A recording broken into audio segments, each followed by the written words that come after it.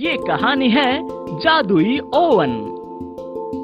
मुरलीपुर कस्बे में मधु का खुशहाल परिवार रहता था। मधु के परिवार में पति मनोहर और सास जया थे। मनोहर कस्बे में नाश्ते की दुकान चलाता था। परिवार में कमाने वाला मनोहर अकेला ही था। सब कुछ अच्छे से चल रहा था, लेकिन एक दिन दुर्भाग्यवश मनोहर का एक्सीडेंट हो जाता है और मनोहर के इलाज के लिए मधु को सेठ सोनामल से 2 लाख रुपए का कर्ज लेना पड़ता है। मनोहर भगवान को याद करते हुए बोलता है, हे प्रभु, ये कैसी परिस्थिति में लाकर खड़ा कर दिया है मुझे। कैसे मैं अपने पैरों पर खड़ा हो पाऊंगा और किस तरह से ये कर्ज चुकाऊंगा। हे प्रभु, ऐसे बोझ बनकर जीने से बेहतर है कि मैं मर जाऊं। खबरदार, आपने ऐसा कुछ कहा तो आप हम पर बोझ नहीं हैं और जीवन में उतार चढ़ाव तो होते रहते हैं। मैं प्रोफेशनल कुकिंग करना जानती हूँ, तो आपकी जगह अब मैं समोसे बनाऊंगी और कर्ज चुका दूंगी। आप बस आराम कीजिए।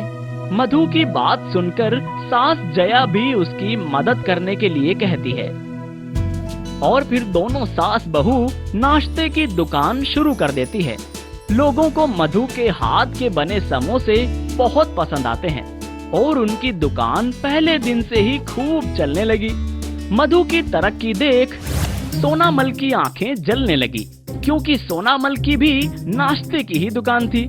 सोनामल किसी तरह दोनों सास बहू का धंधा खराब करने की कोशिश करने लगा।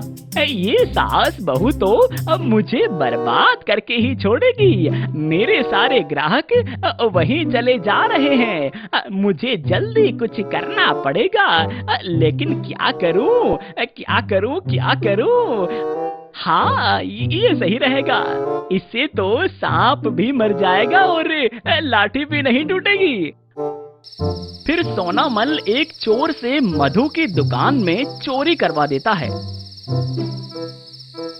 और अगले दिन सोनामल मनोहर के घर जाता है और कहता है, अरे भाई मनोहर, जब से तुम्हारी ये चोरी की बात सुनी है, अब मैं तो चिंता में पड़ गया हूँ कि अब तुम मेरे पैसे कैसे चुका पाओगे।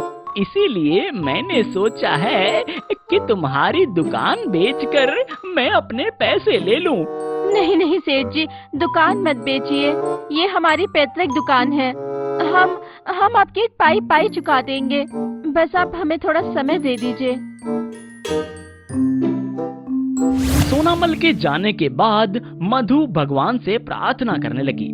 सारा सामान चोरी हो गया है और नया सामान खरीदने के लिए पैसे नहीं है।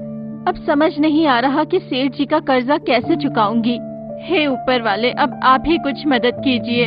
और मधु ये कहते कहते रोने लग जाती है।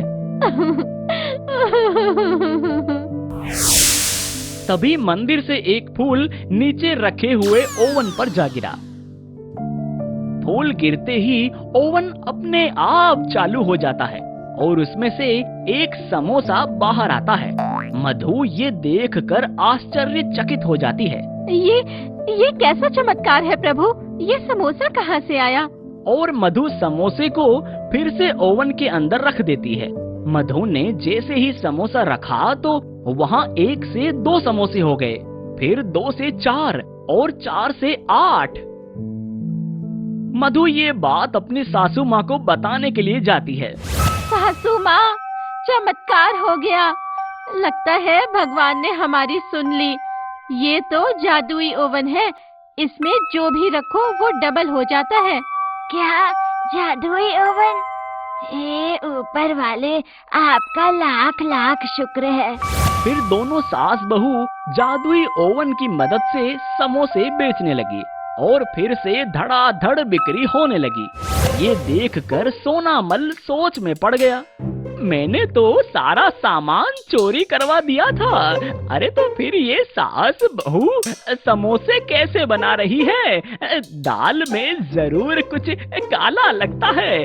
फिर सोनामल मधु पर नजर रखने लगता है और एक दिन वो मधु को जादुई ओवन का उपयोग करते हुए देख लेता है।